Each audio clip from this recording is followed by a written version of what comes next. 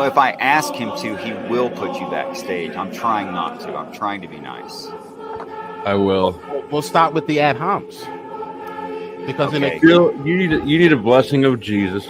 on a Christian channel, you would have been put backstage for the ad homs. Father, Son, Spiritus Sancte. Where's my holy water? Pretend I'm shaking this on you. Jesus, in the name of your Son or your Father, whatever. Cast the demons out of Jill so he stops filibustering and I don't have to send him into purgatory. That's the devil's juice. It's Mountain Dew. The devil's juice is Mountain Dew, code red. What's up? Welcome back to Flow State. It is me and Miss Flo is back with me. Good to see you, Ragamuffin, Jilly, Bamf Cupcake, Chuck. Why am I fired, Chuck? I'm not even late today.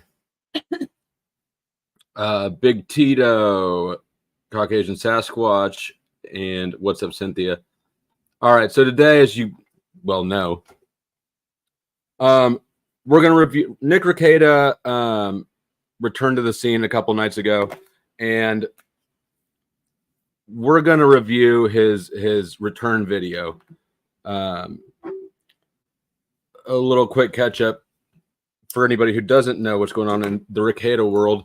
He got raided, and he and his wife and the neighbor's wife, who I guess was living there maybe, got charged with, it looks like about an ounce of cocaine. And Nick and his wife got charged with possession of firearms by a controlled substance user. I've kind of stayed away from this, primarily because I don't want to add to the rumor mill. And I don't want to kind of spread nonsense. But I do think that things from his mouth are worth reviewing for us, especially since we've been through a very similar situation. And I'm not going to go a lot into that, but just kind of hit the Spark Notes version of it. In 2017, our house was raided on a meth warrant. And let's see, I was listed on the warrant. She wasn't. The kids weren't. I was arrested. She and the kids left. When I made bond, I was after that raid, I was charged with possession with intent to distribute. And let's see, my bond was at $100,000. When my bond got dropped to $50,000, I made it out. We had every intention of going to trial. I got a private attorney. Luckily, I was friends with my divorce attorney. I'd gotten divorced a few years earlier. And so when I got arrested, I had an open tab with a private attorney. And we were going to take it to trial. They raided me 2 more times. And the third raid, I got caught again with not much, but like a loaded pipe, basically.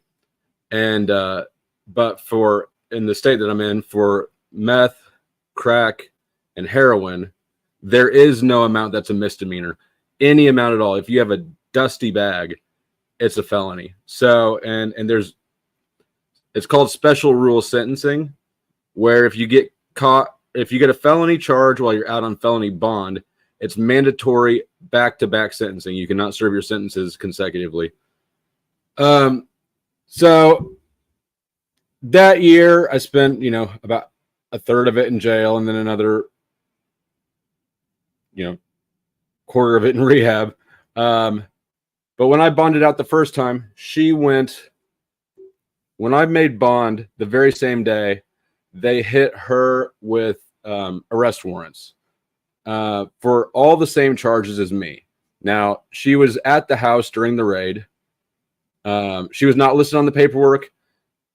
They told her to get lost. They didn't care about her. They, nothing to do with her. But when I made bond, they decided they wanted to charge her with all the same crimes that I was charged with, except my bond was $100,000. Her bond was $2,500. So obviously the point is they wanted her to testify against me. didn't do it. She ended up going to Los Angeles and New Mexico, spent about 9 months out of town while I took care of my shit. Then once my case was done, we brought her back and turned her in and took care of her stuff, which, you know, at that point, they really didn't care that much. I think that's basically the relevant part of our stories. Is there anything that significant you think I missed? No. All right. So when I heard about this Rekieta thing, it sounded very similar, especially since at the time, he's a lawyer, he's a YouTuber, and at the time when I got raided, I wasn't a normal tweaker. I had just quit my job at a bank where I was a vice president, and I had accepted a job in sales, and but I hadn't started yet, so I was in between jobs. I wanted to hang around where I was at for the rest of the school year, so my daughter could finish out that school year, and then we would move during the summer, and then I'd start the new job. And in that little lull between things is when I ended up in jail. So let me share screen here.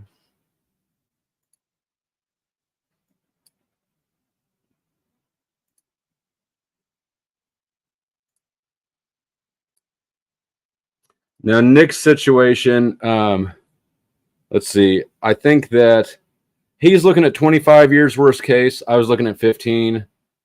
He has more quantity than I do. So I don't know how the law is reading or work in his state. I didn't look that deeply into it. But that said, he does have powder coke, which is considered a lighter drug than what I had. So they're very similar. I only have one daughter, and she went to live with her mom during this time. She was 6 at the time, 5 or 6. Her birthday was like 3 days later. Yeah, she had a birthday like 3 days after the raid. She was 7. She turned 7 like 3 days after the raid, so that was lovely. He's got 5, which is significant, but my daughter was considered a witness at first, as was Katie, and you're not allowed to have contact with witnesses straight out the gate. So, well, I'm not going to talk about us, but my contact with my daughter was reestablished the next court date, like the first court date. They relinquished that one. So, all right, let me pull this back to the beginning.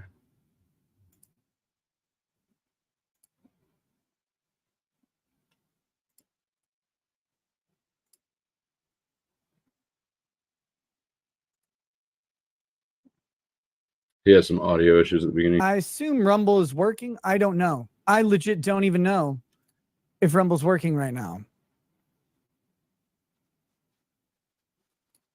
Is Rumble working? There it is. Yay. That's nice. Okay. Here we go. Hi, chat. So I thought it'd be great to use Rumble Studio. Rumble Studio was not working at all. It's supposed to be this great thing, lets you stream to both Rumble and YouTube, because Rumble's kind of a pain in the dick to stream to anyway, since they don't have integration, although I think they have API now with StreamYard or whatever. So I somehow have to get this fucking message out to the people that that this streams up on Rumble. And I haven't watched very much Nick Rekieta, so I don't really have a baseline behavior for him. So it's going to be hard for me to kind of read what's normal Nick behavior and what seems out of place. But to like put you in the fucking shot, even though it shows you're in there. I'm sure it was my fault. Legitimately, sure it was my fault, but it was frustrating. Here we go. Well, I'm just Sasquatch, feel free to jump up if you want.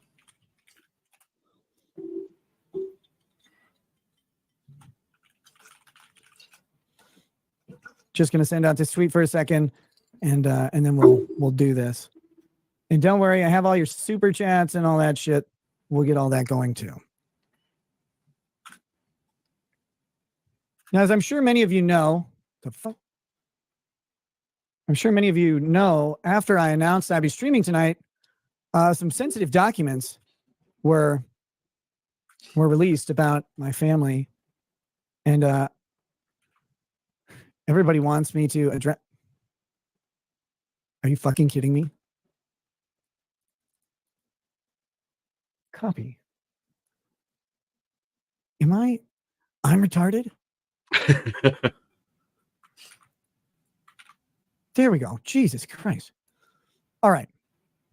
It's like I haven't done this in a while. I'm almost set. I promise. I promise you a really shitty show is coming. Just hold on as I get everything ready. It was all ready. I was actually ready well in advance. But the great thing about this is everybody wants you to they want you to address everything. And so I'll have to address everything in a very specific way, because I don't know if you guys know, but there are certain charges and allegations against me at the moment, and I have to talk in. And he had just alluded to papers that are sensitive papers that were released before the stream. I haven't seen them, and I'm not gonna really cover. I'm not gonna cover them or address them, except to say that it was supposed to be DCF documents about his kids. Sasquatch, you got any thoughts before I hit play again?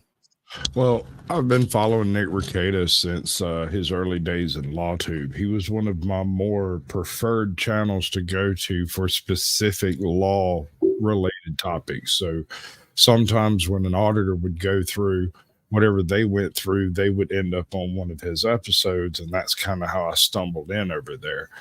And once he started doing these IRL live streams, trying to be like an edgy boy, I kind of stopped watching, which was basically when he started doing whiskey tastings, and it got a little bit more than, just tasting. Right. Like it became the reason for doing the stream was to get drunk instead of doing a stream and tasting different whiskeys. As far as his law career is concerned, up to this point, he's been a fairly solid and stable individual, and I feel like it is YouTube that may have corrupted this individual. I guess there's no way to know. I feel like probably that's not the case. He's on coke right now, allegedly. I think so. Listen to him when he speaks, and the way his nose just vibrates the whole time while he's talking. And that's why I said I didn't have a good baseline. I will say though that it is likely if you've been through rehab as many times as I have, or listened to as much Gabber Mate as I have, you know that addiction is basically a relationship substitute, and one of the biggest catalysts for substance abuse and addiction is social isolation. And so when you're thrown in this situation where your family is gone, your friends are gone, your career is gone, your reputation's gone, your money's gone, it's quite isolating. So I wouldn't be surprised at all if he is on coke. I know that I was high for basically the entire time that I was a defendant when I wasn't in jail. And let's be honest, these are substances that you can't safely just put down in some cases. So coke you can put down. You can go to sleep. Sure, I'm not saying you can't with coke, but in my case, it was benzos and opiates, and that's a particularly deadly combination. So, like, telling me to be sober during certain things was kind of like telling me to go home and put a bullet in the private spot. Right. But for him, we're talking about coke and alcohol, which unless he's a hard alcoholic, like a drinking in the morning sort of alcoholic, those are both things you can generally put down. True. Well, alcohol, it depends on how much of an alcoholic you are, because that is the catch, right? But right. He doesn't strike me as a drinking to stop the shakes in the morning sort of alcoholic. He seems more like a party boy to me. That may have been the plan when he started, but once you reach a certain level, the shakes are a thing, and you have to do something about them. And water don't do it. So, what did he do? How long was he in jail for? Not long, a couple of weeks tops. I can't Couple remember. of weeks. So, Tops. if he were a bad alcoholic, he would have gone through some bad DTs. Then they probably would have had him. I don't know what they do with people actually. If you're under, do they take you to? They probably, if you're that bad, they probably take you to a hospital. Yeah, well, I mean, not if you're lucky. Yeah, I guess so. But I think that kind of depends on what kind of status you have in the community. I know that sounds kind of crappy, but if they think you might be able to pay for that visit, they'll take you over there. If not, you're toughing it out cold turkey, big boy. Go. Well, I'm thinking that they don't want the liability of you dying there. Yeah, I mean, I would agree with you for the most part, with exception, But yeah, in his case, Chuck says it was just a day in jail. It was just a day. Yeah. Well, I think that, I mean, I don't know why, but my gut says that he's not that sort of an alcoholic. Maybe he is. I could be totally wrong, but yeah. Back to your point. You think that he's on coke. I don't have a baseline for him, but I would say that given the circumstances, I would be stunned if he wasn't on coke. He's probably also on supervised bond, which means that he has travel restrictions and has to report in once a week and has probably to take a drug test once a week. So I'm just saying, from the sound of his nasal cavity vibrating the way it is, he doesn't have a whole bunch of control over his that sphincter at the back, the glottis or whatever it's called.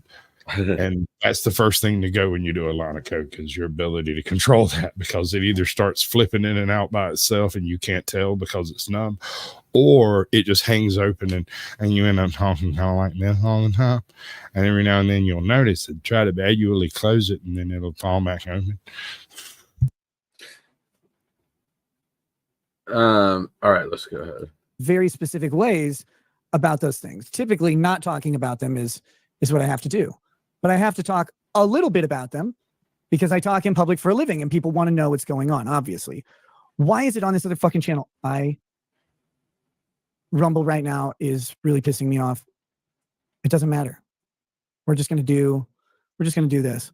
I'm going to talk for a minute, very briefly, and then I'm going to read the chats and then we'll go. This is not going to be a long stream. It was going to be a much longer stream, but first, the release of information that's supposed to be protected at a very specific time, right after I announce the show and right before the show starts, is something that is concerning. And of course, I will have a lawyer looking into that right away. I know people want to draw conclusions from whatever's going on. And look, there's no way around it. There's nothing to say other than people will get to draw their conclusions from what they read. I'm not here to fight you guys at all. I'm not here to fight your conclusions. I'm not here to fight or justify or prove anything. I don't need to do that for you. Believe it or not, a lot of really well-meaning friends want me to do that. And these people are lawyers, which is shocking. They want me. I'll say it this way. They say, Nick, you need to do X, Y, and Z because of your YouTube channel and your online image. And my response is, sir, madam, I don't know if you know this, but the lowest priority in my life right now is my public image for the purposes of YouTube and Rumble. So any of you who want me to come out here and like do some weird grandiose apology or prostrate myself in front of you, let me just help you with my public image right now. Fuck you. Right in your goddamn mouth. I'm not here to worry about what you think about me. And that should be obvious to damn near anybody. And if you think it's in my character to come out and grovel before you and say, oh, I'm so sorry I let you down. I didn't let you down. I didn't pick you up. I didn't make you, and I didn't make promises to you. So if you feel let down by me, let yourself down from the stool, Robin Williams. I'm not here for you. I'm not here to own your feelings, and I'm not here to apologize to your feelings and sensibilities either. And if I did, you shouldn't respect me, because anybody who comes out like a little fucking bitch and says, I really am worried about my public image, not my family, not my liberty, not holding government accountable, none of that, but my public image, my public image? Well, you're probably a fat Canadian, or maybe a skinny Canadian who can't fly to the right city. Or maybe you're a doughy Minnesotan. I don't know who you are, but I'm not here to apologize to you or for anything. I am under the thumb of government at the moment, which means government gets to say whatever they want about me, and I don't get to respond. That's a shit place to be. We've talked about it a lot on this show. What's funny is a lot of my colleagues have talked a lot about it too, but the moment it happens, they all tuck their nuts up into their own assholes and become the biggest pack of fucking gabbling women I've ever seen. Running around, come out, apologize, bow down, bow, beg, tell everybody that you're sorry. For what? What am I sorry for? They don't know what I'm. Is it sped up? Yeah, it's at 1.25. I'll put it back to normal. You're starting to sound a little Yeah. funny. Is this response what you would expect from him? Early Nick Rekieta, yes. The IRL edgy boy live streamer, I would have expected to apologize, but having gone through what he's gone through, I think he's came sort of full circle back to himself, and whether or not that self-image will maintain, I think he's got a good grip on the situation as of this moment. He's screwed and he knows it, and there's nothing any of these people could do to help him, so why bother? Yeah, no, I agree. Say he's a lawyer? Yeah, he's a lawyer. Who'd he piss off? Somebody. And somebody, assuming that it's real, released his DCF papers right before the stream, so that means somebody on the inside. Oh, he But pissed someone off. He pissed somebody off, and like they're not done fucking with him. I hope he knows that. The fact that he's out and he's free and he's saying this shit, I wouldn't be surprised if he gets another knock. Yeah, and not necessarily terrible soon, but 6-8 weeks out. It took me, it was about 2 months. They came the next day.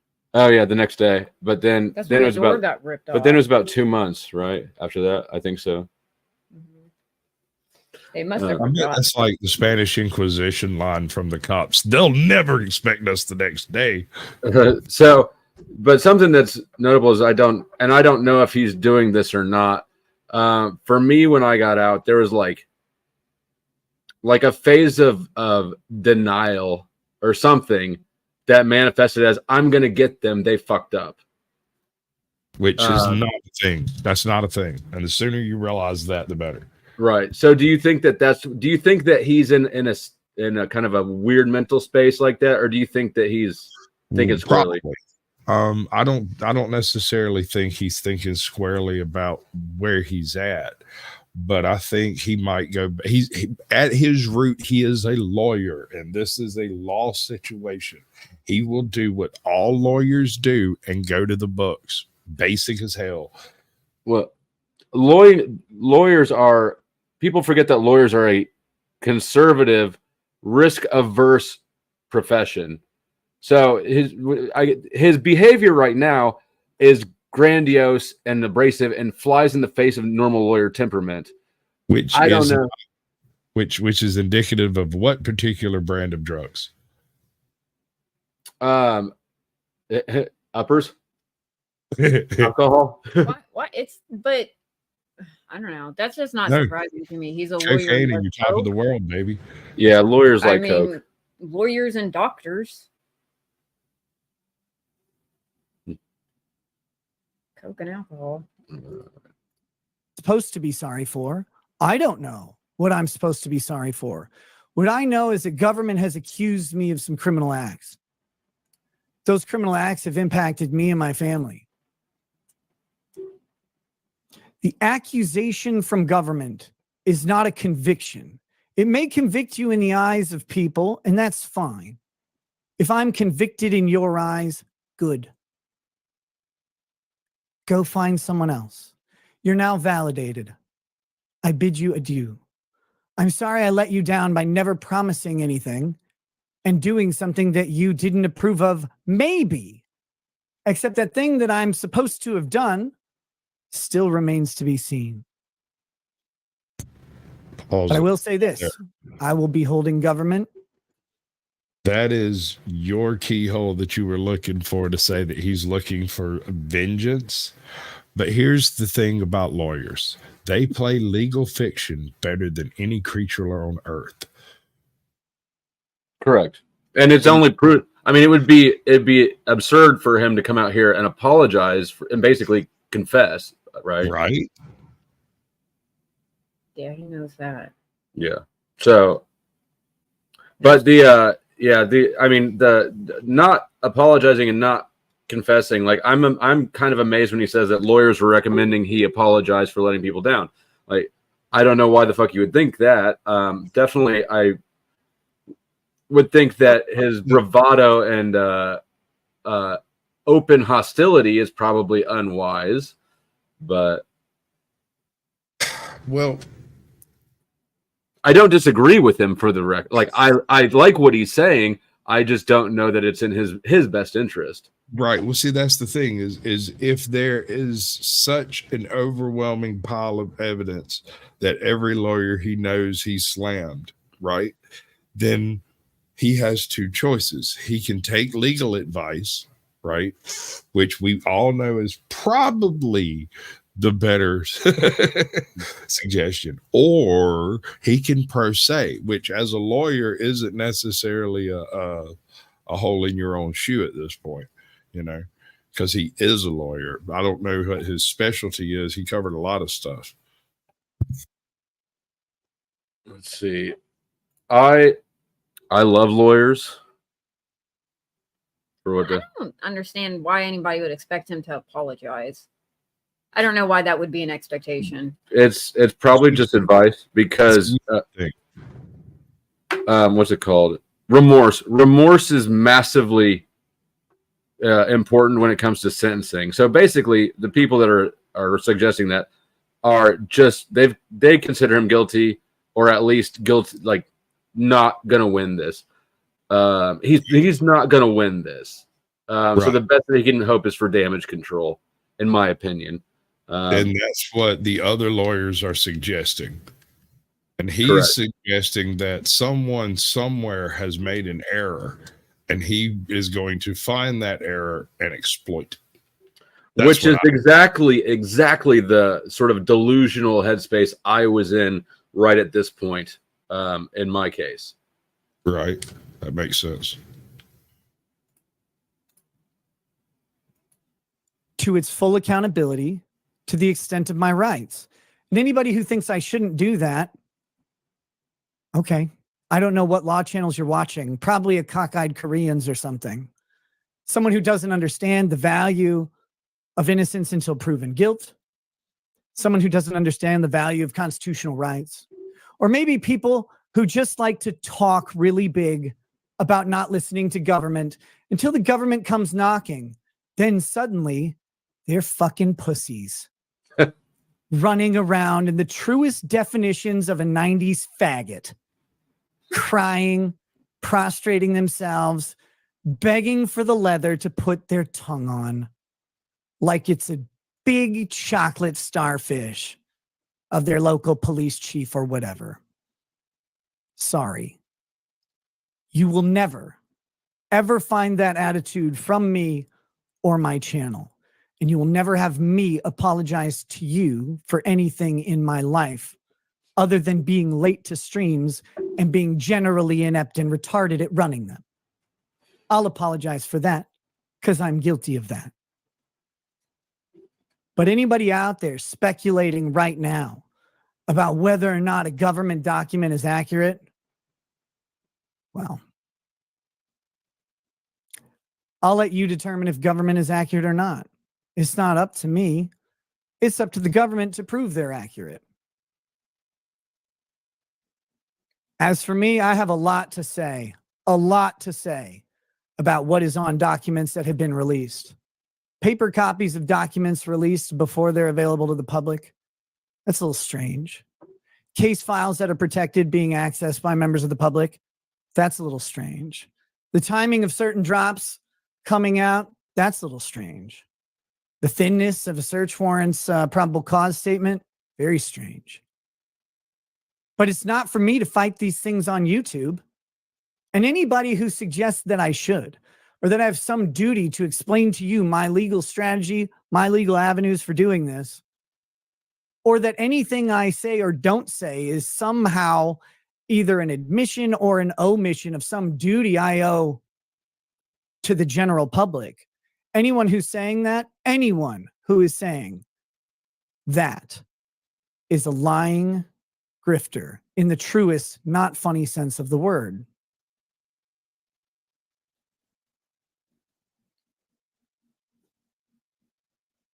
And I have zero respect for anyone like that, especially if they call themselves a lawyer.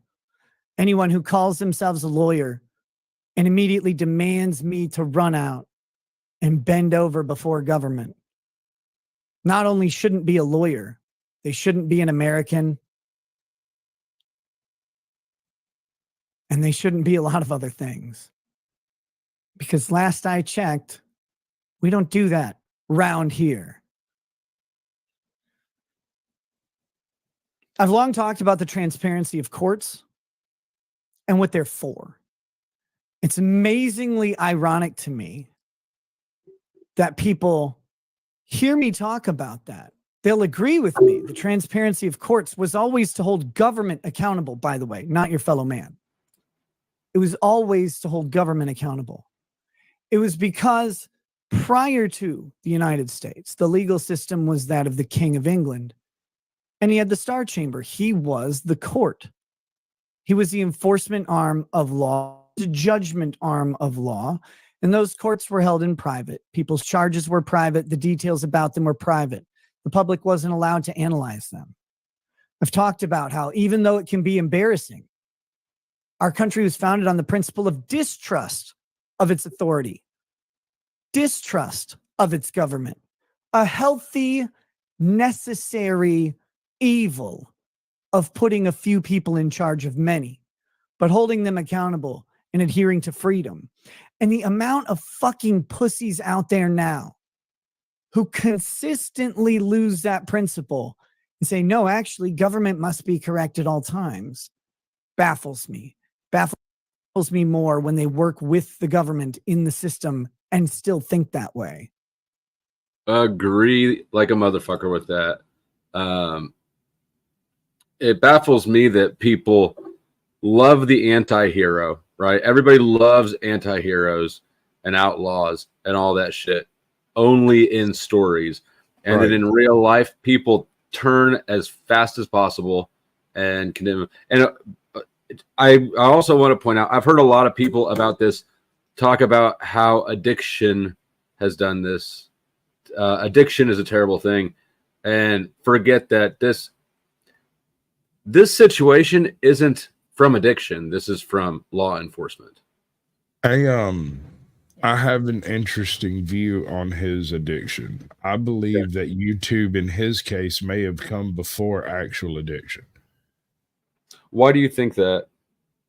If you go back and watch his earliest videos, which I don't even think are still up on any channel he's associated with, you have to go look for, I can't remember what the name of it wasn't even really a show. He would just go over some tidbit from a courtroom or something, right?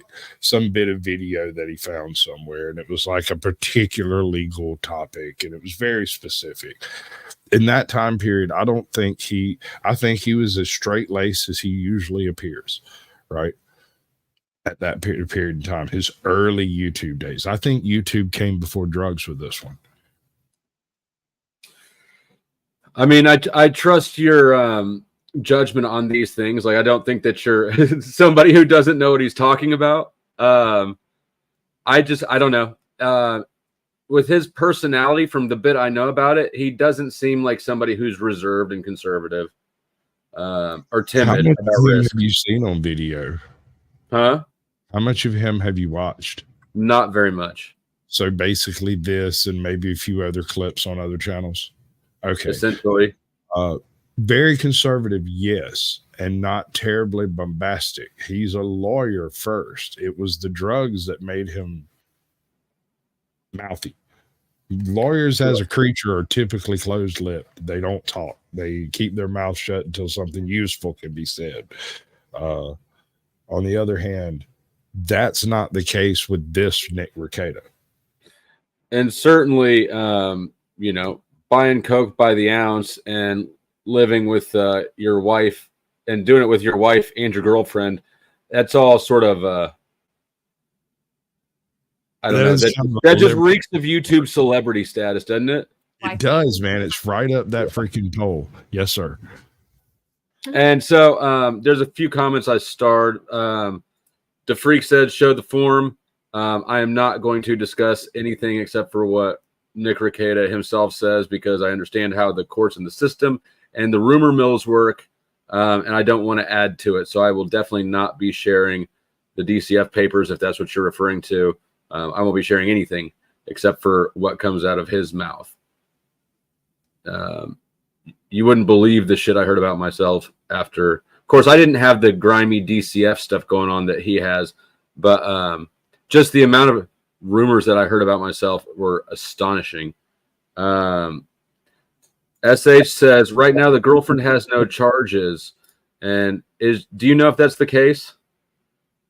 As far as I know, I have yet to see charges up on the girlfriend or the female of the other female. I didn't see charges either of them, but the other guy had charges. I think they got dropped. The other guy did. I think. The girlfriend's husband. Yes. I think. Okay. That was what I heard on one of the shows I was watching this morning, but he's been wrong before. He's not a terribly reliable source, but he does kind of shotgun the map when it comes to his theories. So I can't blame him for that. You know? Well, I looked up the mugshots a little bit before the show, or their bookings, and what was it? They all had the level 5 possession of coke charge. At the Nick, time.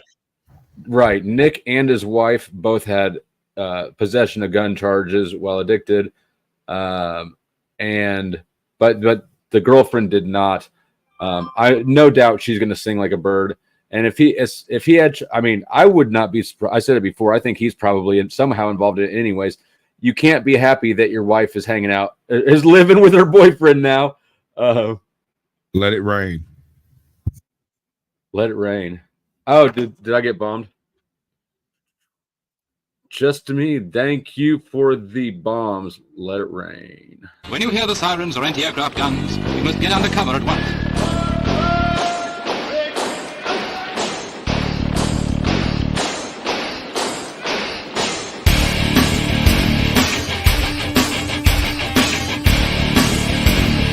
If you're in the open with no cover, lie down.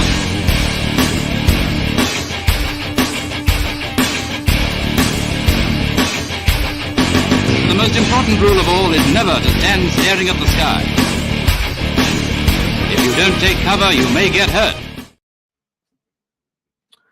Thank you for the 20 memberships. And we are over 1,000 members now, by the way. Thanks in large part to Mr. Chuck in Tennessee. And many others of you. Now, where was I? Oh yeah, I was going to say that I think that the girlfriend's husband has to be involved in it somehow. Anyways, whether or not he had charges to begin with, because like in Mike and many people have heard our story know this already, but the last witness to testify on my search warrant affidavit is a guy that I never even met in person, but he was mad at his wife who was running around being a sack hoe. And so he went into the sheriff's office and just dropped every name he could think of. Scott Chesney, go fuck yourself. I would never fuck your nasty wife, Amanda. Never would do it. I'm offended that you would think I would. But anyways, the point is that, yeah, like angry husbands are a problem. And let's see, not that one. Oh yeah, the last comment I had started was Old Joe's. Where'd it go? Oh, I lost it. But he asked, "How did I get out of the headspace?" Meaning the sort of combative. I'm gonna get. Thank you. I'm gonna get them back. They fucked up headspace. Well, I got my bond revoked. It's kind of hard to be on the warpath when you're locked in 24/7 lockdown. Yeah, that's rough. Yeah.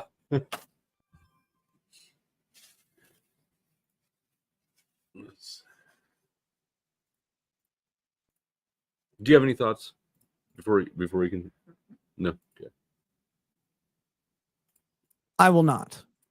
I never will. You'll never get that from me on this channel. I will not be coming out here crying to you about something that didn't ever involve anyone here. You watch this show because for some reason it entertains you. I often fucking wonder what it is. Because I couldn't watch my show. I would find it terrible. And maybe you do, and maybe that's what you like. That's cool. Maybe you find it wildly enjoyable. That's great. I'm glad. I come out here to entertain you. Now, this stream is not about entertainment, although many of you will probably be entertained by it, and that's good. This stream is one of the few real serious streams that I have to do. Because I will be back full-time streaming. And this was going to be the announcement for that. A little bit of recognition of the differences in the studio that I have. Well, not different. It's the same studio, but different decorations and arrangements of things. And there's still some stuff to be done on it.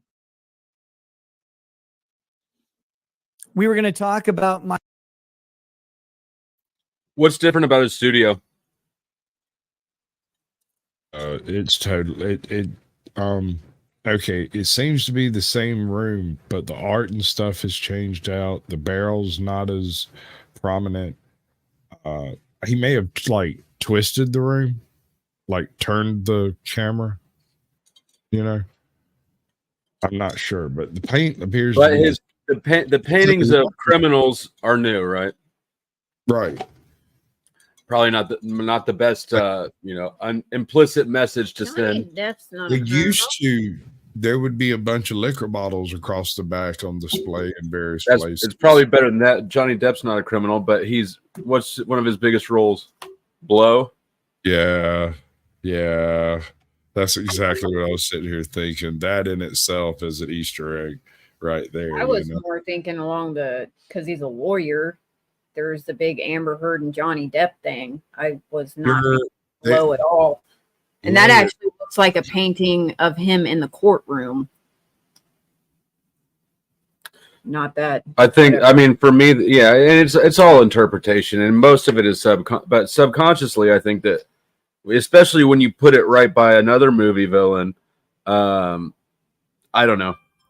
I think the subconscious effect is to make you think. Specifically renowned for burning money.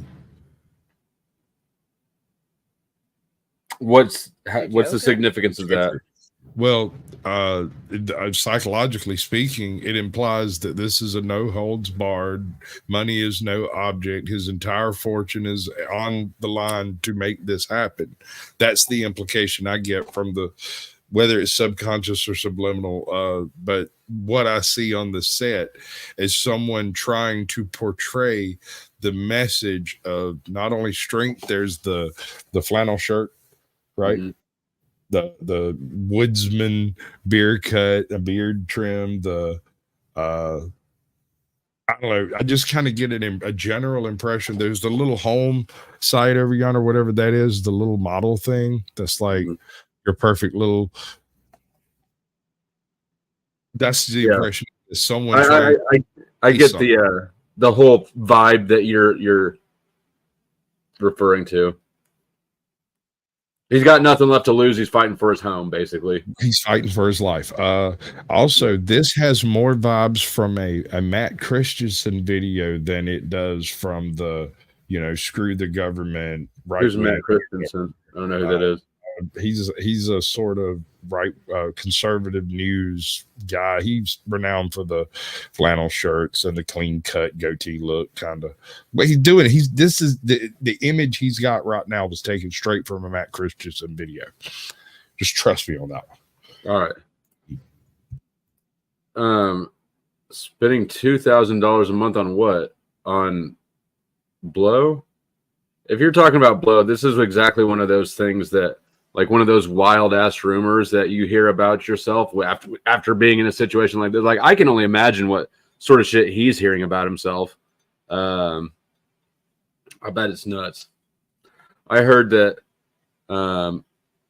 we had $1 million in the safe. That's always that. You know how many people I've heard about that in that town? We had $1 million.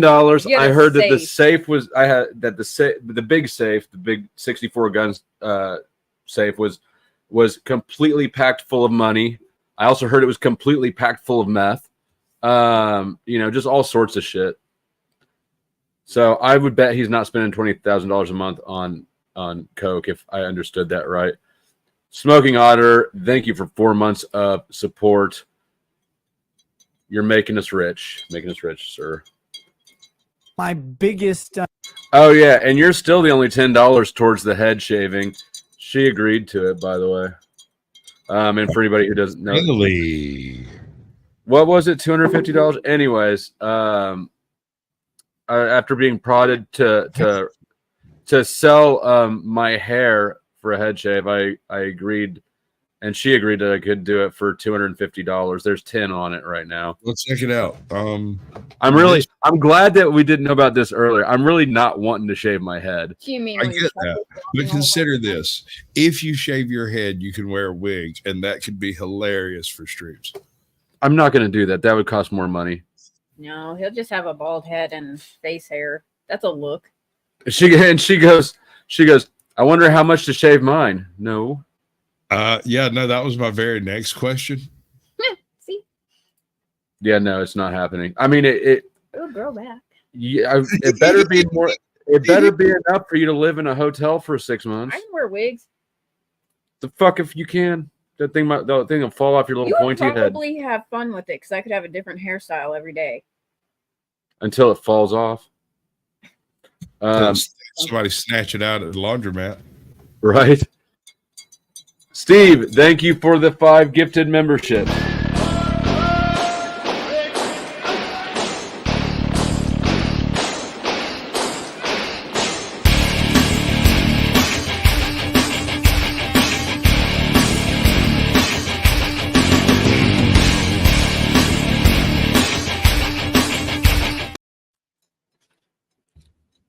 Big Tito, you've never been banned from a live stream.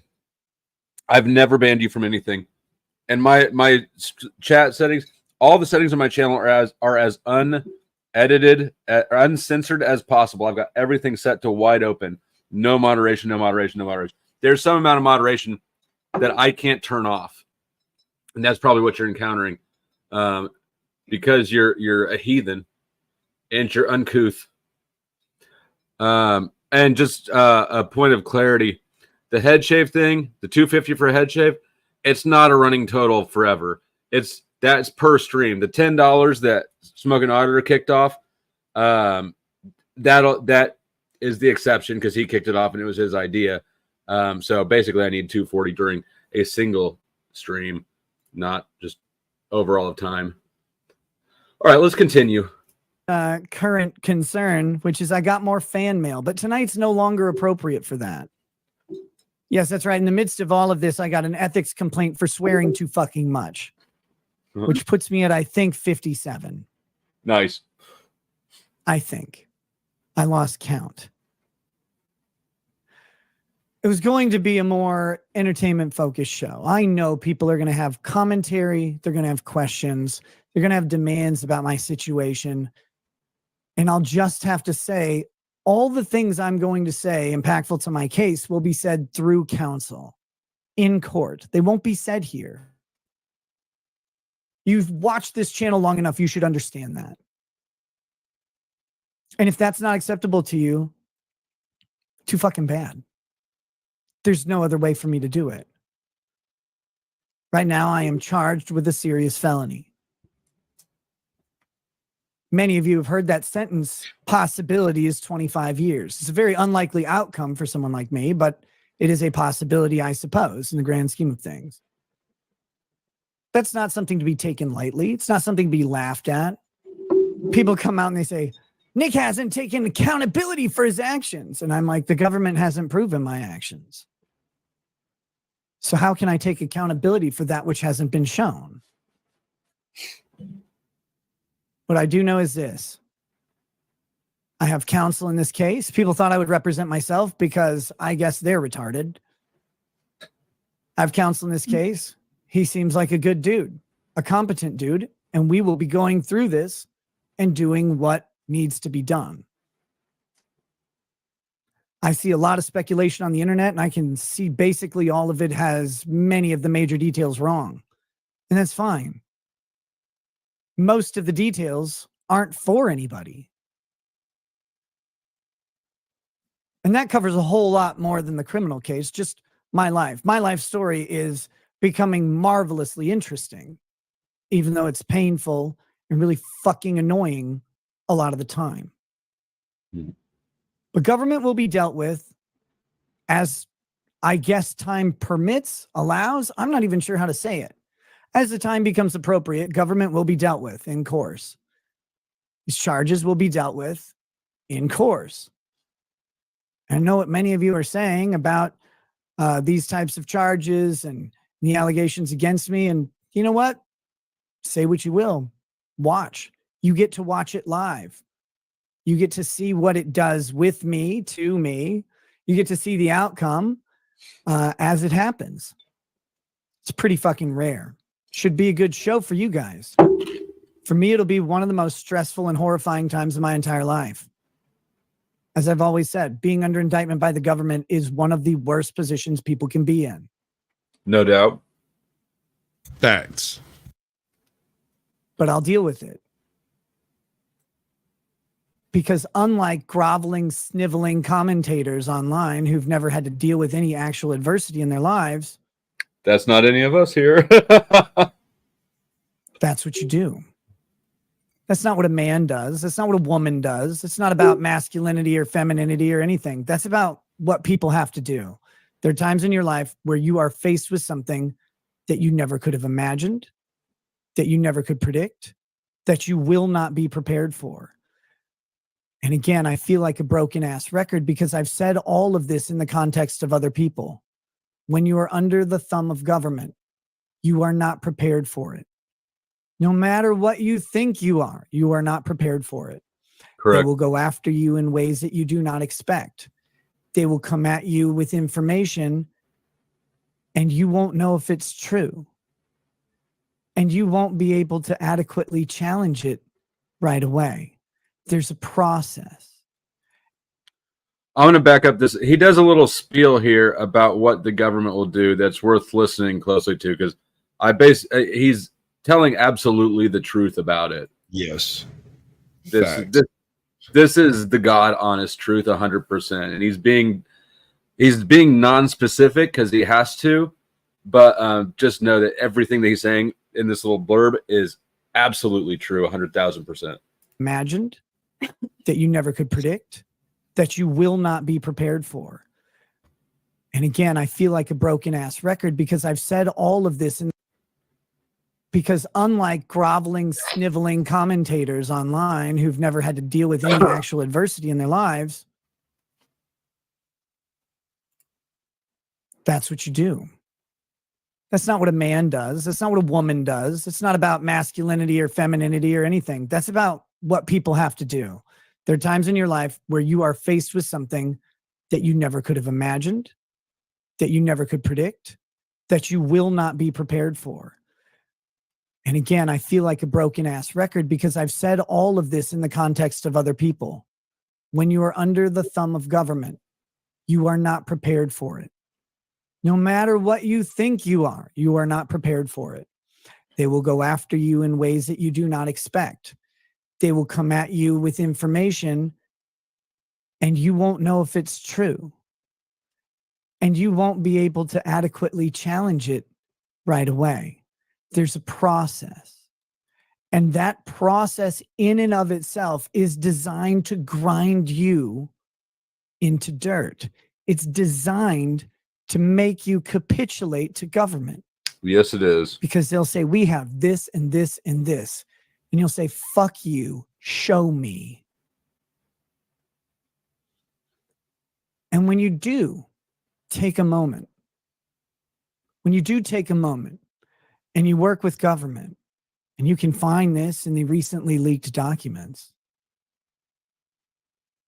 and you cooperate by, say, asking them to come into your home, they will lie under oath to the judge. That's right, Alicia Sweep. They will lie under oath to the judge. They will fabricate a situation that did not occur. True. They will lie about your willingness to cooperate. True. They will lie about things that you said. True. They will generate statements said by other people out of nothing. True. Because I was there and that wasn't said. They will violate the rules of evidence. They will violate the rules of civil procedure. They will violate the rules of juvenile procedure. And disinterested judges and very fucking terrible attorneys will let it all go. Because everyone grovels at the feet of government. But I don't. That little blurb that he just did, the last, 2.5 minutes, every bit of that was more true than anybody who hasn't experienced it can probably believe. Nobody involved in these processes on the government side will behave fairly nor ethically. And when you're a defendant, of course, you have a conflict. Your opinion has a conflict of interest, so nobody's going to believe you. That's why I really kind of want to highlight it, because I have no more conflict of interest. My case is done, but I have seen this, and I can tell you that every single thing he said will happen just there will for sure happen, and every one of them did happen to us.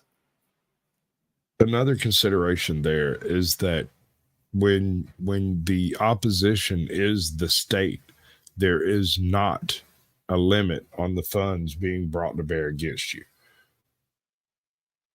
They have more time. They can apply more pressure across more lines simultaneously and add 5,000 hours of work to a case in the first 24 hours if they choose to, by simply telling all the people to work on just this case, if that's what they choose to do. Yep.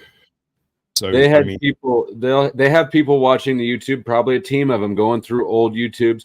There is no limit to what the resources they can mobilize at him. His resources are very limited. Probably most of them went to bond or are seized, frozen. So basically, they wipe out your capacity to defend yourself, and then have unlimited capacity to attack you. And I don't know what it is now, and I don't know what it is in his state. When I looked at the state that in 2017, the state that I dealt with this sort of shit in, a court-appointed attorney would have been paid, I believe, $450 for my whole case. That's an insanely low amount of money for the charges I had. My bond was $100,000. I paid tens of thousands of dollars, probably $30,000 or $40,000 in defense, and that was the friend rate. I mean, the state, the court-appointed attorney, the compensation difference is so absurd, it's unbelievable. But you've really got to start to dig and to find those numbers. Obviously, they're not flaunted around, but you know. All right. If you're ever in a situation like mine, and I pray that you're not, do not allow anyone to convince you that you should grovel before government or just accept an outcome. Don't do it. Government Gotta system go pick up my of kid. I'll punishment be back in a is bit. designed. All right, sounds good. Since we paused, I'll go ahead and say about his little comment about groveling to the government, or don't ever let anybody convince you to do it. There's a little bit of right and there's a little bit of wrong. There, obviously, you've got to push for the best you think you can make the situation. At the end of the day, you will not beat the government if they're determined that you don't. Yeah. But on the other hand, if you play too nice, to his point, if you play too nice and too cooperative, they're still going to fuck you. There's really not, I don't feel like there's a lot of, I feel like that when people cooperate too much, they get kind of stabbed in the back because they're operating under sort of a good faith belief. That is exactly what is being told to them by, everybody in the courts and law enforcement, that if you just cooperate, things will go a lot better for you. And then ultimately, if you cooperate too much, they still kind of fuck you over because it's easy for them to fuck you over. And at the end of the day, everybody, the prosecutor's interested in their career, the detectives, the cops, they're interested in their career on their, in scoring more wins for the courts. The judge is concerned about the defensibility of his decisions. He does not want to have to. The main priority for a judge is this a safe decision?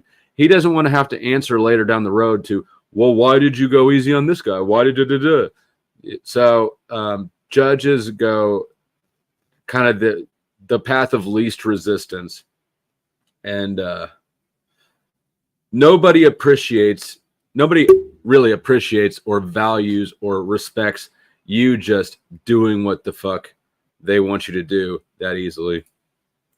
To fuck you. And it does it mercilessly, relentlessly, unapologetically, and it doesn't even call you good girl and spit in your mouth. Mm-hmm. It just does it. And when you're tired and bleeding on the bed, it does it again and again and again. You can't.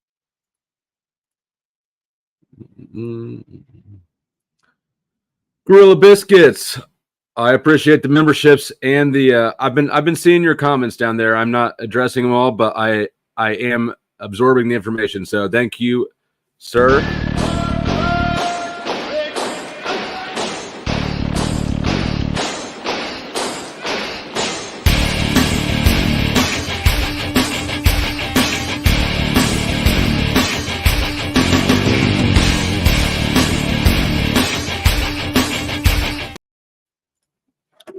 And Rogue Mama, I just deleted your comment.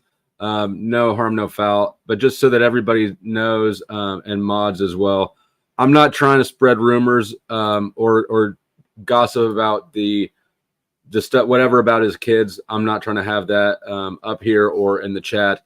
Just sort of out of respect for the situation and the whole thing. So I appreciate people not doing that. Roll over until you're sore enough. And that's what they want you to do, is roll over. Don't. Fight for your rights. You have them. They exist for a reason, including your right to free speech.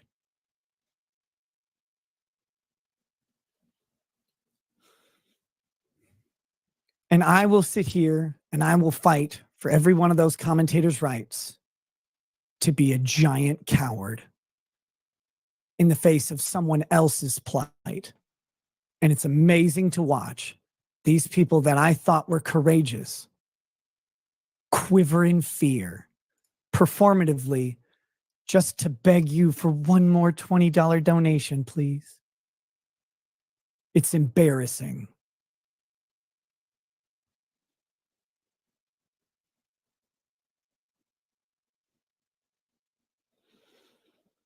With that, as stated, I will not be talking about my case. I will be resuming content focused on the same things we always focus on. That content will be absent any alcohol or anything else. That content will be jovial and lighthearted most of the time, except maybe if I'm in a bad mood. Because guess what, guys? You've always gotten me, not a performative thing, not some mask, not some persona. You get me wherever I am. And sometimes I know over the past couple of years, you've gotten a dark version. You've gotten me on a really shitty fucking day. But hey, everybody has some shitty days. You've got me on some really fucking good ones too. Hope to have many more of those with you. That being said, I am going to switch over. We're going to read all the super chats that we've got. I'm not going to answer too many questions that involve anything even close to my case. Obviously, I think you guys can understand that. Again, what's so shocking to me are all the lawyers who suddenly forgot that you can't talk about a fucking criminal case. They'll tell you, they'll say it. They'll say it on Twitter and stuff. They'll be like, oh, Nick shouldn't be talking. When I tell a joke about cops talking about my house, like, and labeled, this is clearly a joke. They're like, oh my God, Nick shouldn't say that. Ugh. And then they'll come out and they'll be like, Nick needs to apologize for everything he's accused of. And I'm like, accused of is the word here. Accused of. Let's let the government fucking prove anything first. I mean, he knows damn well that he should not be telling jokes about cops, that those things, that things that are clearly said in jest get read when you have a prosecutor looking at a transcript and reading it back and it was straight-faced in court. It doesn't sound as funny. And they do that intentionally. So I don't know why. This is why I suggested earlier that I think that he's operating on, I think that he's in kind of a denial shock phase. And I see well, not a lot of people. I see a couple of people down there going, blah, blah, blah, blah, blah. You piece of shit. You ego, piece of shit. Get over yourself. You've never been in the situation. You don't know what he's going through. I think he's in shock, and I think he's in denial. And I think that this is part of that. Because he should definitely know that if he makes jokes like that, they will be used against him in court. So, I don't know. Like I said at the beginning, I never watched that much, really hardly any Rekieta. I've seen a little bit of him after I learned about him through Monograph, who is, a friend of the channel and is in a lawsuit with Nick Rekieta. I did invite him to come on a while back and talk about the situation. He can't, of course, because he has a lawsuit going with him. Nevertheless, I am still I still hope the best for Nick Rekieta and am pulling for him. And so he's angry. As he should be. Yeah.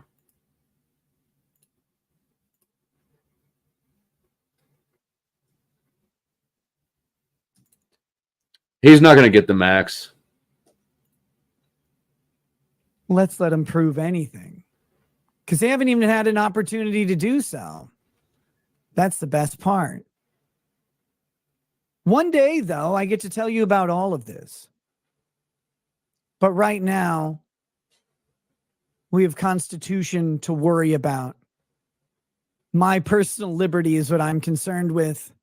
The welfare and well-being of my family, despite the little memes about it, has always been and will always be my top priority. Anyone suggesting otherwise? Well, I don't want to violate YouTube's rules about encouraging self-harm. So I won't comment further on what you should do. There are 6 people in this world that have consistently mattered to me more than my own safety or anything else. And that's my wife and my children. There's a short list of people who sit just below them, and then there's every other concern on the planet. But anyone suggesting otherwise, come talk to me about it. Not at my house, though, because if you come to my house, I'll treat you like a stalker. And I am dead fucking serious about that.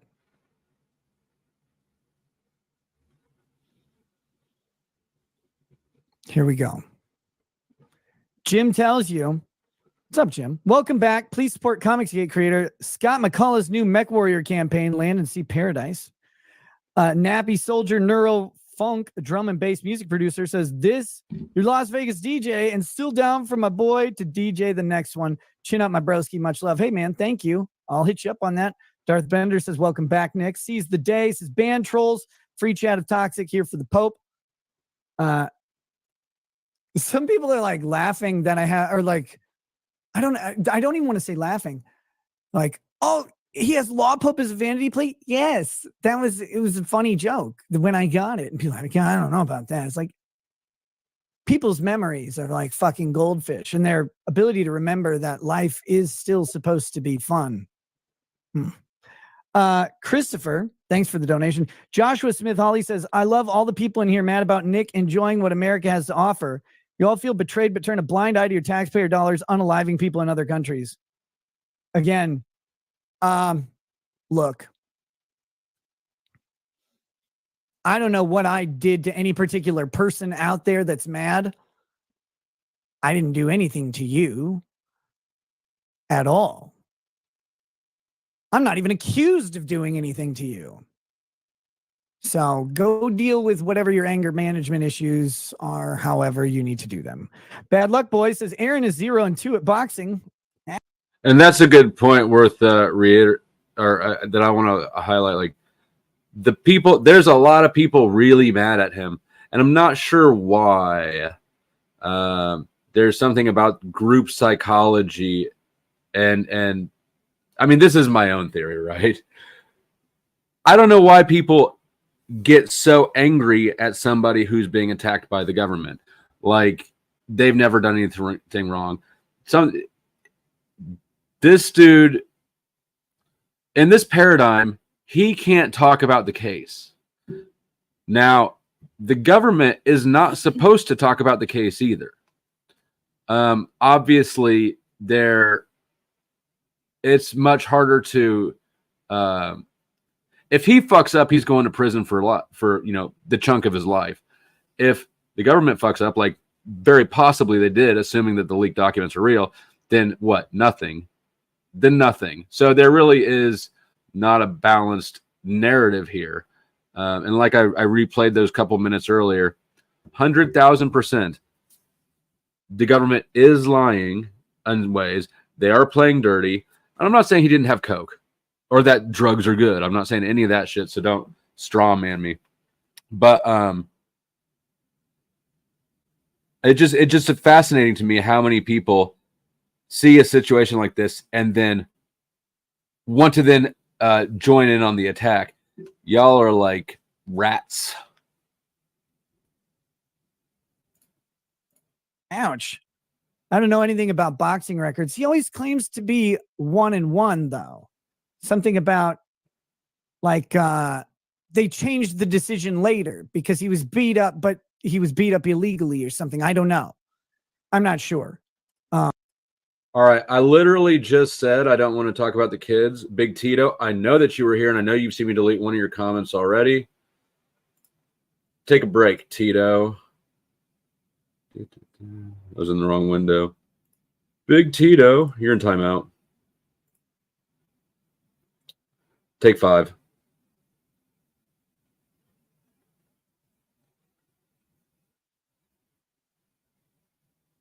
All right. But that's what he always claimed. You guys have to check that out. I'm not here to comment about Aaron Imholt or anything that he has to say. He gets to say whatever he wants. I hope he makes $1 million. Rosemary J, welcome to Paralegal Status. Same with Brandon Lesko. A Spooky Ghost says, stop neglecting your stream. We're not your kids. I don't neglect either of you. Angel Australia says, good to see you back, Nick.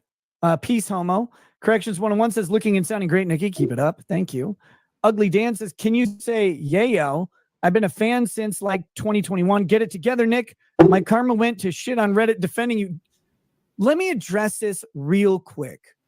This is actually really fucking important. Some people have said to me like, hey, it's hard to defend you or this and this, defending you. Stop. I never asked anybody to defend me ever. This goes all the way back to the Vic days when people are like, Nick, I defended you online, and then people started coming after me. I'm like, please don't. Please don't. You guys have read the allegations against me, I assume. You don't need to defend me. Those allegations exist from the government. They've been made. People are not going to accept your defense of me, and they don't have to. Please don't defend me. Do you even see me defending myself? No, I'm defending myself in court. Because again, the shocking number of people asking me to come online and defend my public image must have missed the fucking bus. And it must be a short one, I guess, because you should know that my public image is just who I am. And you should know that there's no fucking way on earth I'm going to capitulate to a government accusation. The government has a burden. They have to meet it. Until they meet it, fuck it. Meet your burden. Then we'll talk. If they do, then we'll deal with that. But right now, they haven't even had to try. So until that's done, I'm not going to sit here and capitulate to anything. But the converse is, that means I don't get to defend myself. Okay. You shouldn't either. Don't put yourself out there on my behalf. I've never asked anybody to do that. I wouldn't ask you to do that. So I know your karma score on Reddit isn't important. Well, maybe it is really important. But seriously, when you get involved with some of this stuff, with some of the people who are out there, especially some of the people who are out there commenting about me, you open yourself up to personal inspection, ridicule, and possibly more. Don't do that. It's not your cross to bear. I don't want your help defending me in that way at all. If there's something that I need help with, it'll be something that I'm looking for to be given to my lawyer to use in court. And I would ask that very specifically. I'm not asking for anything like that right now. Because right now, it's all on government to prove anything. Right now, I stand accused. Until a different outcome occurs, I do not stand convicted. And I hope to never stand convicted of anything. Well, except for maybe a few thousand speeding tickets. Joseph Fazio says, Return of the King of Late Night. Lady Law Sandra says, we love you. Sandra, thank you. Thank you. Thank you. Quiet Rider says, this is a great way to get back to practicing law, right, Raggeds? God, no. Lady Law Sandra says, you made LawTube. The worst thing. Don't put that on my tombstone, please. Wick Dipper says, kicking Cherokee to the curb really started a shitstorm. That it did. CFan85 says, I see the fascist haircut has returned. Is there a story behind it this time? Look, it's summer. In summer, I have my dude bring it down way, way low because I have a heat allergy. Something I've openly talked about forever. I have a heat allergy. I get hives when I get warm. I scratch them. Sometimes they bleed. Is that a thing? I have heard people say that before. I know one particular individual who swears to it. I have no reason to doubt that something like that could be possible. I just have no reason to believe it. I've been sunburned and I'm some of the light-skinnedest people I know. So maybe. I'm kind of dark right now for me. Yeah, you are. Do you have any thoughts on anything? I've been kind of just doing my normal thing. I don't know. I don't understand why people get so mad. That's what I was kind of I kind of started musing there. Isn't even something to get mad about. like he didn't hurt. Like even if who'd he hurt? Like I don't know. All right. Well, I did warn everybody. I've warned everybody twice now, and I didn't say you didn't delete anything. I deleted one of your comments right after you made it, so I assumed that you saw that. But I don't want everybody talking about the kids. So I appreciate you refraining from that. That's just a. Oh yeah, I'm not discussing his children at all and what's alleged or any of that. Not at all. That's not even a topic I'm willing to go over.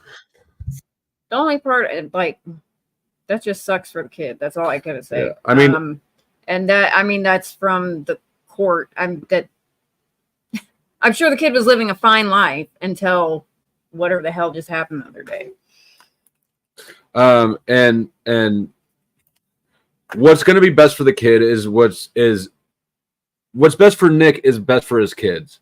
So if you're actually in the kid's corner, you're not going to be trying to attack their dad more. You're going to be rooting for him.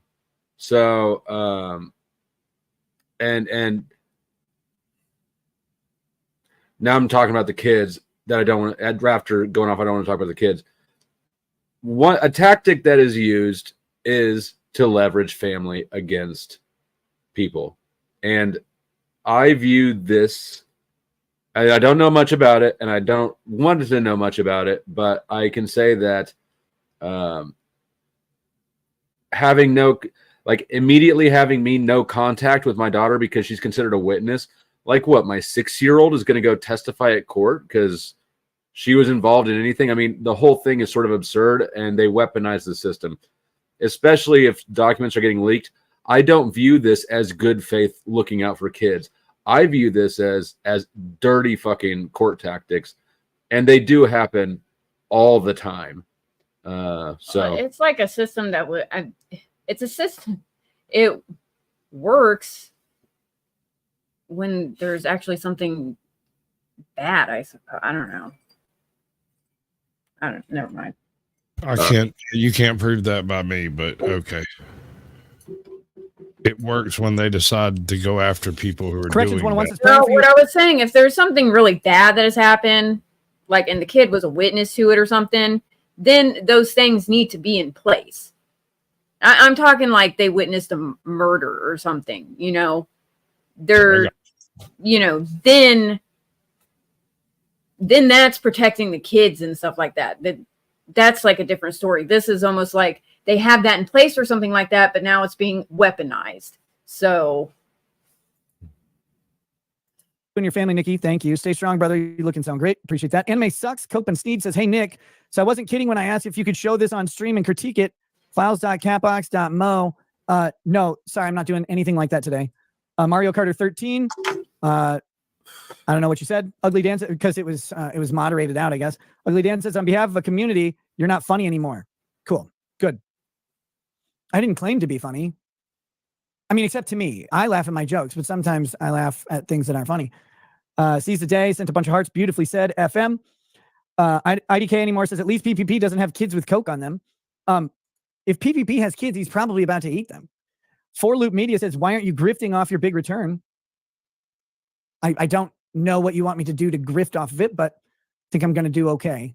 I do my thing. There's often not enough planning. You Got Felted says, here's to your legal fund, hoping you get the full 25 years, you piece of shit. Casino always wins. Well, I got news for you. If you read the sentencing guidelines, it's very unlikely. Ty Beard says, you, sir, are a steel-eyed missile man. I'm proud to call you my friend. Hey, thanks, Ty. How you doing, buddy? Eric from... yeah, it is very unlikely. That comment was a perfect example of the sort of scapegoating, weird group think attacking that I was referring to. But his response is worth noting. He might be looking at 25 years, but I doubt that he'll get it. I think it's much more likely that he will find himself in a situation like me where he's able to kind of to plea out and basically lose everything but avoid doing any real time. I'm thinking, and this is going to sound nuts, and I don't know how it could possibly happen. I'm thinking they will eventually plead down to some extent A lot of things will get dropped in the process. He will find some shenanigans that went down, and he'll get some things removed from court. He'll do 2 years. You think he'll do 2 years? Out in one or less, depending on exact strictures of the sentencing. Yeah. I could see that. The only reason, I mean, in a weird turn of events, I screwed up bond 3 times. I bonded out, I fucked, and then I got arrested again. And then I made bond on the second arrest before the first bond had time to go back and get that bond revoked. So I was out on 2 bonds, and they were supervised, and then I dropped dirty a third time. So the judge and prosecutor actually told my lawyer the reason that they were agreeing to a plea deal for probation is because they assumed that I'm going to screw that up because I couldn't do bond, and that I would just end up doing my underlying sentence, which was about 2 years. However, I did not.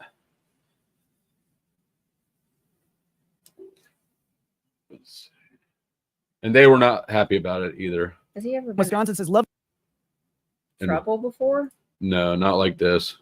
Not that I'm aware bro, of. I focus don't on- even know of nothing but a speeding ticket from back in 2020, 2019. Which I is- wonder what the minimum is, because he probably just get the minimum. Well, if he's looking at 25 years as a worst case scenario, then his charges don't have him in a border box. If nobody's looked at a sentencing grid for your state, you should look at the drug sentencing grid for your state to understand how things work. But he's out of a border box, but so was I. The plea deal that I took involved dropping me from a level 2 to a level 3, to level 2 to level 3, I believe. So I'm sure that he'll get his level dropped to where he's in a border box if he does the same thing. I believe in ordinary circumstances, he might be eligible for treatment in lieu of conviction. But because of the circumstances surrounding it, they'll find enough felonies to pin on him that won't work. Well, assuming his state does presumptive intent, he's over the presumptive intent quantity. And I know that there's Senate Bill 123. When I was going through, that was a Senate bill where if it's I don't know. It didn't even have to be your first drug convictions. You have a treatment option. Basically, they were trying to send more people to treatment and fewer to prison, but it only applied to people who were convicted of using. And I was convicted of distribution. He's also going to be a distribution case. He'd have to get a really good plea deal to get that dropped down far enough that he's not a presumptive intent. I was just thinking he may not do any prison time. He might not. I mean, if I could get out of doing any prison time, he can get out of doing any prison time. Now, a lot of things have to kind of line up in his favor. He is in more hot water than I was he's got more kid issues. He's got the gun charge, and he's got, he had more shit than I did. But I think that he's in the same bracket as far as quantity goes. So that might not even be a bigger thing. Yeah, I think he's in the same bracket for a lighter drug. So actually my drug charge may have been higher than his if that state does the same thing as our state did. On you and yours, forget everyone else. All that matters is family and defeating government. Love from Wisconsin. Thank you. Bernie Garcon, message was deleted. I'm not sure. Again, I don't know what it was, but if you sent some message that involved personal information, I don't care wherever it is on the internet. If it's information about my kids or something like that, and I don't know what this one was, it's not going to hang around. Inquisitor Media says, favorite brand of SpaghettiOs. There's only one brand. SpaghettiOs is a brand. It's a brand. And I do not, there's no part of me that thinks that he was distributing it. I mean, I think that it sounds like he had about an ounce, and with 3 adults, assuming that he and his wife and his girlfriend were all doing it, that's like a week's worth of shit. I don't have any reason to think that he was selling it, probably just buying in quantity. For those who don't know, the price of drugs drop dramatically at scale. Yeah. And Cody the Bum says, F yeah, Nick. McNasty says, want to ask you, Nick, about this current thing where a lot of old heads are getting bashed for misstep. Not just you, but Masterson, Medicare, etc. Is this just a cycle of the internet to jump on the fallen of some other BS? It's just the nature of the business. You talk about people, you're going to get talked about. You're going to make somebody mad, and then they're going to do something to you. Like sometimes things happen and people get a wrong idea in their heads, and they feel justified in trying to cause you and the people that you love serious amounts of pain. That's not most people on the internet.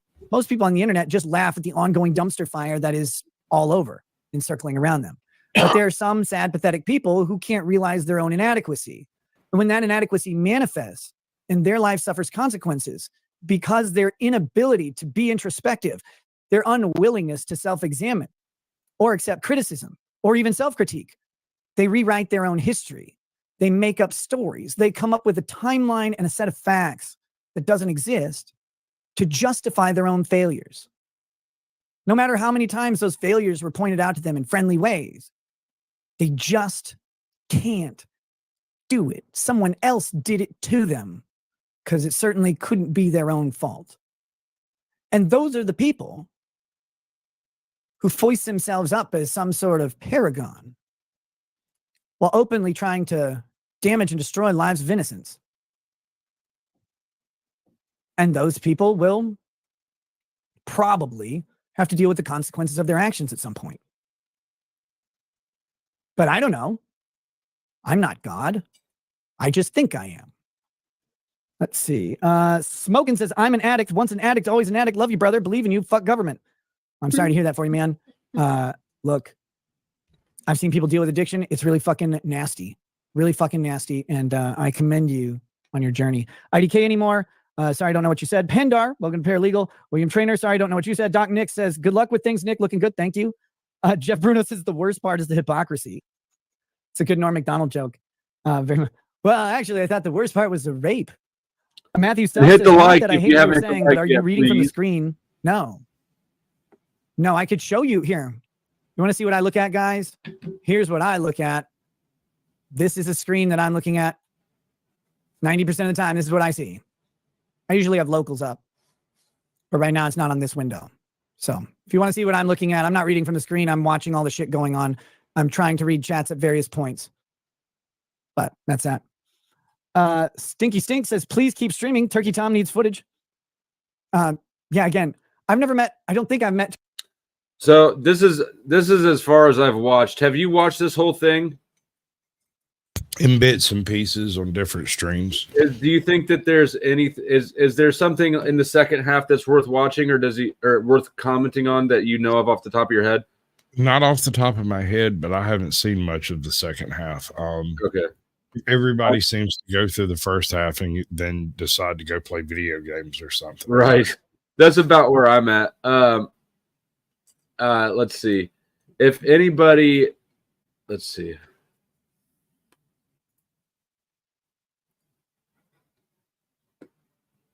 No, they could. They could absolutely arrest him. They could absolutely do that. Mm-hmm. Cheyenne says, well, they couldn't have arrested him for an ounce of coke if he didn't have it in his home. He has to take responsibility sooner or later. He's going to be responsible. It doesn't matter if he takes responsibility and it appeases your weird ego need for him to bow down and admit defeat. He's going to be responsible.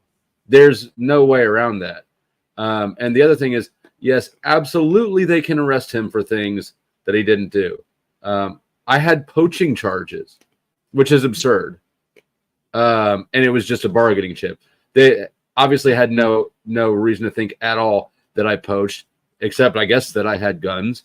But I'm too lazy to hunt legally. So I disagree with this comment on like in all ways that it can be disagreed with.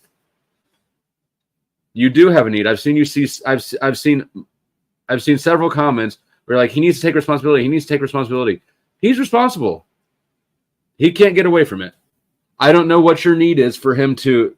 You do have a need. You keep bringing this up. You need to take responsibility for your own emotions and your own, I don't know what you call it, vitriol.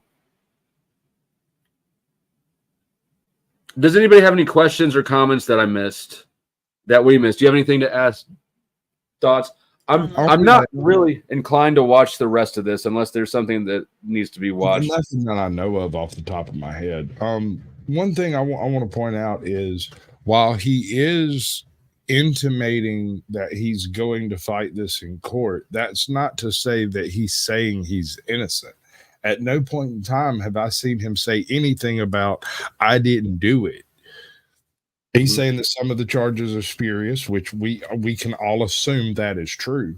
Some of the charges are layered, and that's probably also true.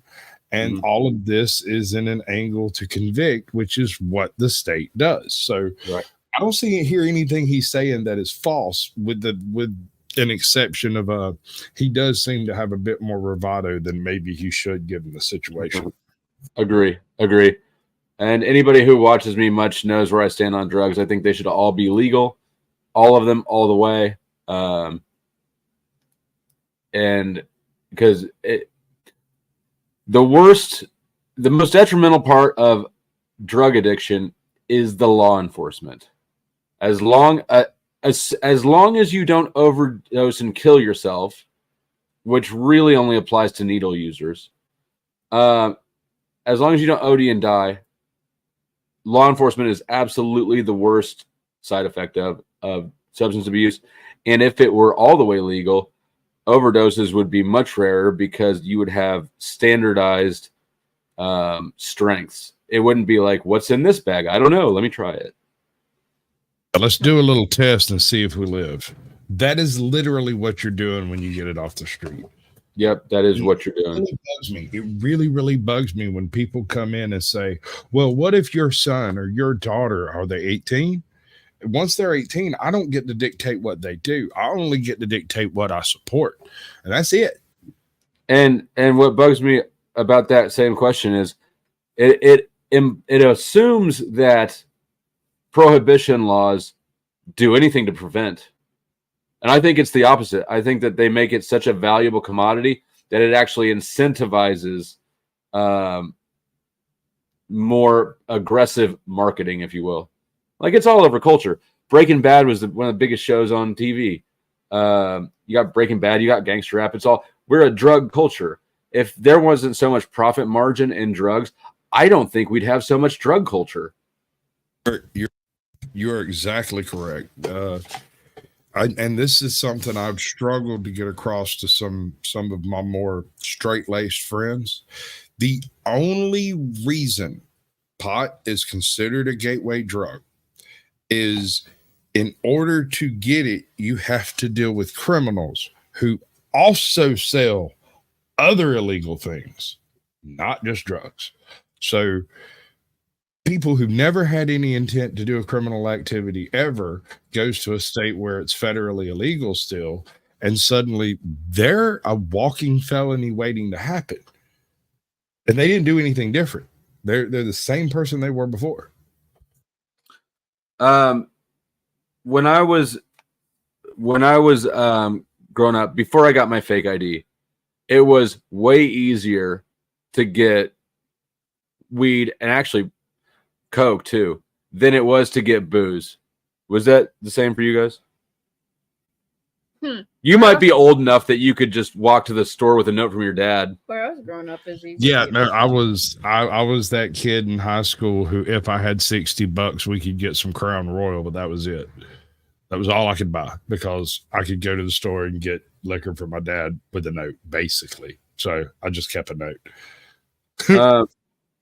Okay, hold on. Joseph, why are you not there anymore? Why did you change your mind? I hope you say it's because of what's happening on the West Coast.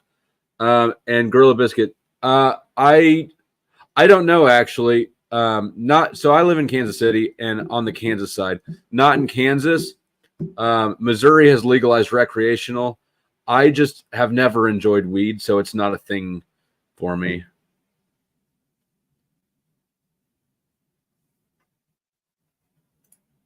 Yeah, weed was definitely easier. Well, Crispy, I mean, Catholic school girl uniforms are a thing.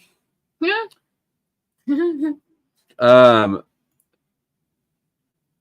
And I'm going to answer this comment as if it's because of what's happening on the West Coast, anyways. Because I hear a lot of people say like legalize drugs. Look at San Francisco, or look at look at the West Coast. Look at what's happening out there. And the problem that's happening out there is they legalized all crime, essentially all petty crime. The drug use isn't the problem. The crime is. And people's justification for keeping drugs illegal is very frequently, well, it causes X, Y, and Z. Crimes of victims, proper crimes, right? Like theft, a robbery. Those things are already illegal. You know, it's just purely bad logic. Meth and heroin are no worse than alcohol or benzos. In fact, meth and Adderall are the same. And I know that it sounds hyperbolic if you've never done both of them. They are the same. So it doesn't make any sense. I don't take anybody seriously who tells me that meth should be illegal, but kids should have Adderall. Actually, no, I don't agree with the Adderall bit, but meth is methadone. It's largely methadone. And Adderall is methadone, benzodrine, and the other one, whatever the other one is, I can't remember. But it's different, dude. Yes, it has the same effects. It is the same result. It is a different package, but that triple pow from that Adderall, it is way more dynamic than a bump from meth. Yeah, I know what you're gonna say. That can't be the case, but it's weird. I agree. Adderall is stronger than meth. And I mean, another factor in that is that you can take a hit off of a pipe, right? And that's a relatively small dose. You can't really take a hit off of a pill. Because it's not instant, and you're not able to micromanage it in that finite or that minuscule quantities. So you end up just kind of swallowing more pills for a whole nother wave. And Adderall is harder than meth. I agree. And Crispy, it doesn't say methamphetamine on it. It says amphetamine salts. So amphetamine salts, which is a mixture of 3 different amphetamines. One is methadone, the other is benzodrine, and I can't ever remember the third one. Look at Crispy telling you how to get a smaller dose. Yeah, but I mean, ultimately, what you're doing is most of the time it still doesn't absorb the same way. You're basically just still swallowing the drips. No, I don't believe kids should be on Adderall at all. It doesn't say meth, it says amphetamine. Vyvanse is trash.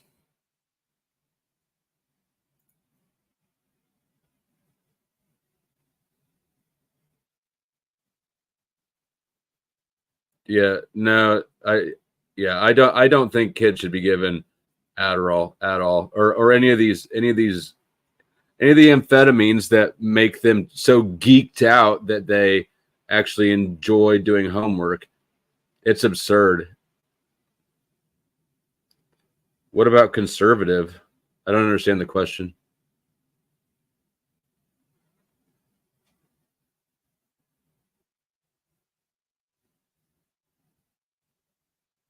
Yeah, when I was on Adderall when Vyvanse came out, and they tried to switch me, but I had them switch me back.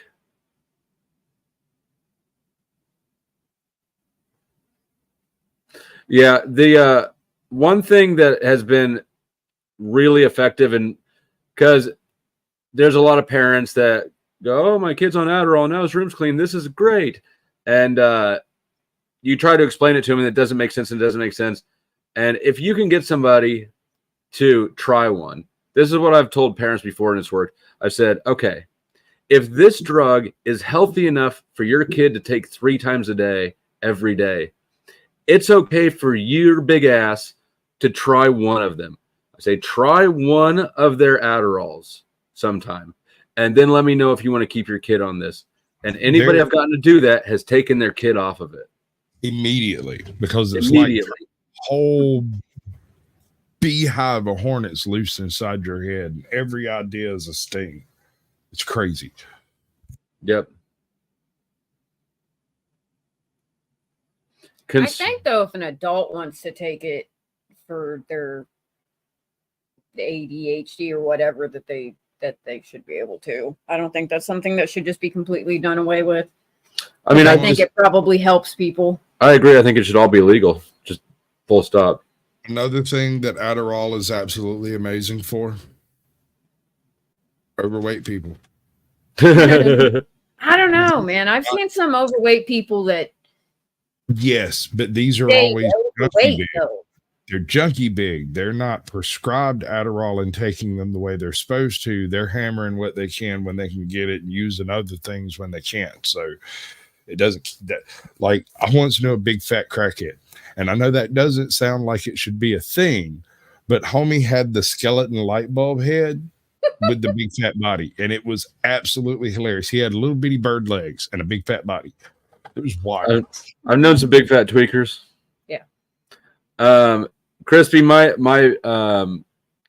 pediatrician when I was growing up, he ended up losing his medical license. I told my mom, I said, this guy's on drugs, Mom, because he like when he'd look in your ear with a little thing, he'd like talk in weird Daffy Duck voices or something. Like I don't know, he was just kind of a weirdo. And she's like, oh no, he's just being nice. And then like when I was in high school, he lost his medical license because his wife died. He was riding himself. She OD'd on painkillers.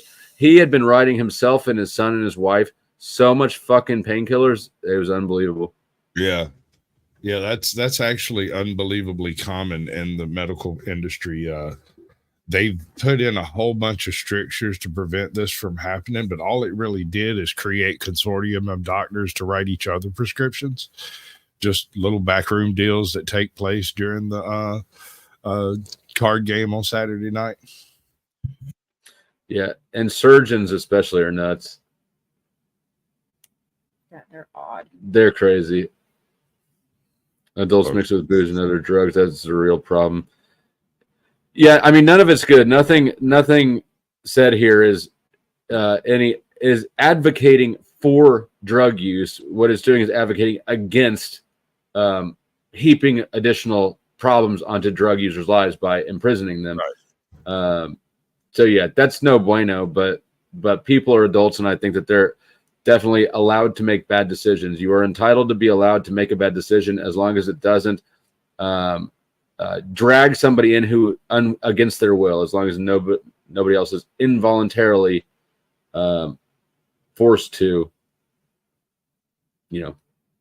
engage in that with you. I know that I didn't articulate that fantastically, but you get what I'm saying. Yeah, I do anyway. I dig it because here's where it kind of comes down the line to me. I've never had a crackhead come up out of the dark and demand a whole bunch of money from me, and if I didn't give it to them, they'd have a bunch of other crackheads show up and arrest me and lock me in a cage. Correct. That's not where the threat of this type of destruction to your life comes from. It comes directly from the state and from the punishments, which is nothing more than cash cowing the drug cartels. You could do the same thing by doing it legally, and it would all be above board. Instead, we're just paying for CIA activity. Yeah, 100% agree. And I have, and I can't say what it was for, but we did get our house broken into in 2000. When was that? 19? Yeah. 2019. And I would let's assume that they were crackheads, right? I would rather get robbed by the crackheads any day over the cops. It was a way better process. Hell yeah. The cops are so thorough. The cops take everything, and then they're not done fucking with you after they take your shit. Oh, and by the way, one of the crackheads didn't crackheads got caught up in the master bedroom closet, and didn't actually get out with very much before she came home and disrupted them. You go, girl. Proud of you. Strong, independent women what don't need no man. I was so confused when I walked in the house.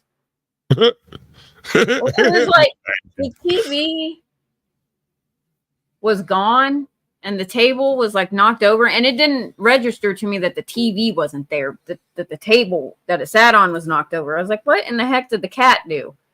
And then I looked in our bedroom, and the other TV is like, because it's hung up on the wall, it's like turned sideways and hanging, and the back door is open so I can see the light coming through, and then like it all hit me. I was like, oh. And then I just stepped out and called him. I wasn't going in the house any further at that point in time because I didn't want to die. Yeah. And anytime I come home, when I open the door, the first thing I do is turn my 129-pound Mastiff loose in the house, and he runs through and searches everything before I ever step across the threshold. We can't have a dog. yeah. Sasquatch was working on me on that. On a dog? He said basically the same thing that Noel said, my ex-wife, which is like something to the effect of, oh, you've never had a dog. That's what's wrong with you. Yeah. It's not exactly how I put it, but I don't disagree on any particular point.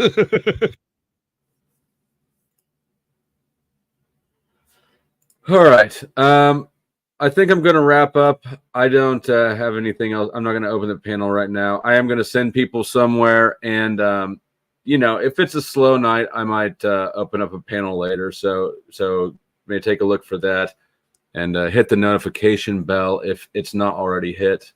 And hit the like. And hit the like. Thank you. Absolutely. And if you're not subscribed, you should do that as well. And if you're not a member, you should do that as well. I do have a daughter. I'm not sure if this was at me or what the context was, but that is correct. I have a daughter. Let's see. Anything else, Sasquatch, Katie? Subscribe to me too. I'm bored and lonely. Nobody loves me. There, I'll drop his link. Whatever. And if you're new and this is a topic that interests you, if you scroll through the videos or want to search them, and I'll put it in the description box. I'll link these in the description box afterwards if I remember to. There's a video I did with Diesel TV, who is a sheriff. I'm sorry, he's not a sheriff. He's a police chief. That was from about a month ago, and I cover some more of the police stuff. And then there's also she and I were on Anton Daniels, and we went into our story in a bit more detail. That was probably a year and a half ago, but I will link those. And here is Caucasian Sasquatch. Actually, Sasquatch, link your own video. Screw you, man. I'm going home. Okay, bud. I got it. Or your own channel. Yeah, I got you. Let's see. And I'm going to find something for you. He's going to drop that. I'll play you this for a little outro, and we'll go somewhere else. Hang tight and go along with it and with the raid. Won't stay. Fuck you. Yeah, Fuck you. Our poll. Show us your genitals. Won't stay. Fuck you.